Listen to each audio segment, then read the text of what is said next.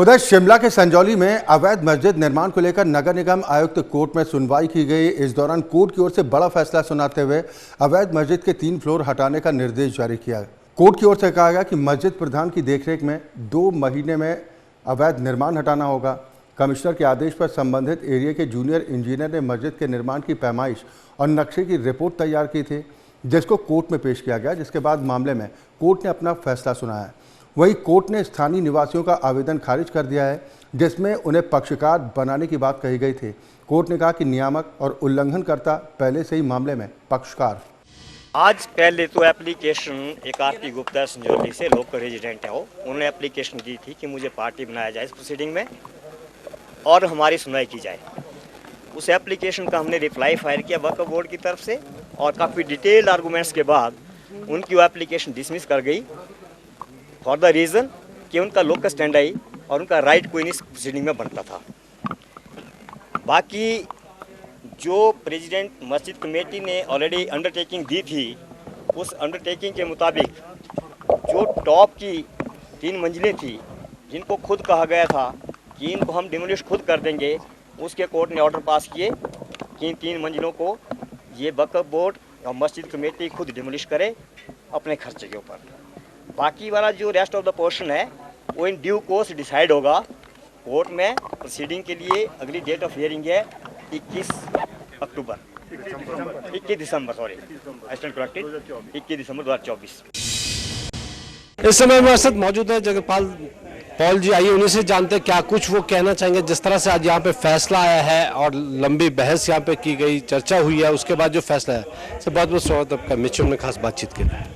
क्या कहेंगे, जो फैसला है संतुष्ट हैं आप? सर मैं हर एडवोकेट जो भी केस करता है वो हमेशा 100% के फैसले की उम्मीद करता है, लेकिन मेरी एप्लीकेशन में क्या ऑर्डर हुआ, मुझे उससे ज़्यादा जो खुशी इस बात की है कि हमारे आने से 3 मंजिलें तो इस जो मस्जिद की जो है उनको गिराने का आज ऑर्डर हुआ है विद इन 2 मंथ।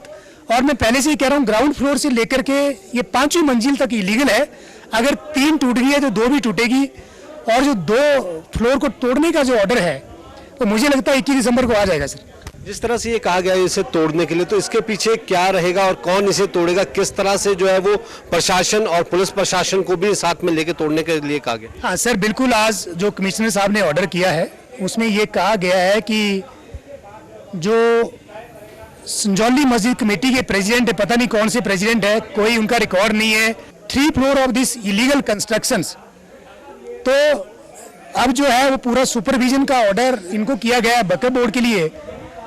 तो मुझे ये लगता है कि अब ये 3 फ्लोर जो है 2 महीने के अंदर टूट जाएगा। और आज का फैसला जो है काफ़ी काबिले तारीफ है, और जो हम रिलीफ मांग रहे थे उस रिलीफ में आज 70% हमारे को मिल गया है।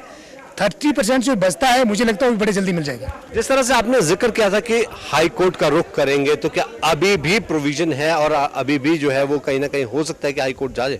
सर देखो, हाई कोर्ट तो मैं कभी भी जा सकता हूँ, क्योंकि कमिश्नर साहब के कोर्ट का ऑर्डर कोई ऐसी जुडिशियल ऑर्डर है तो मैं कभी भी हाई कोर्ट जा सकता हूँ।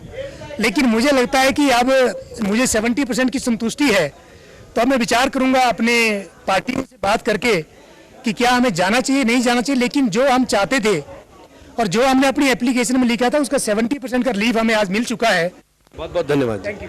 तो जिस तरह से यहाँ पे लगातार मस्जिद विवाद की बात की जा रही थी, और वो कहीं ना कहीं अब जिस तरह से नगर निगम आयुक्त कोर्ट का फैसला है और यहाँ पर कहा है कि 2 महीने के भीतर जो है इसे तोड़ने के लिए कहा गया 3 मंजिलों को, और इसी की अपेक्षा जो है वो प्रदेश के हिंदुत्व संगठन के लोग भी कर रहे थे कि इसे जल्द से जल्द तोड़ा जाए। तो लेकिन जिस तरह से जो है वो अब 21 दिसंबर के अगली सुनवाई के लिए रखा गया है, क्योंकि 2 मंजिलें हैं उसको लेकर किस तरह से सुनवाई की जाएगी और उसको लेकर किस तरह से जो आगे की कार्रवाई रहेगी उसको लेकर जो है वो 21 दिसंबर को तय किया जाएगा। मैं अपने सहयोगी पुष्पेंद्र चौधरी के साथ सुनील परमार, MHO न्यूज़, शिमला।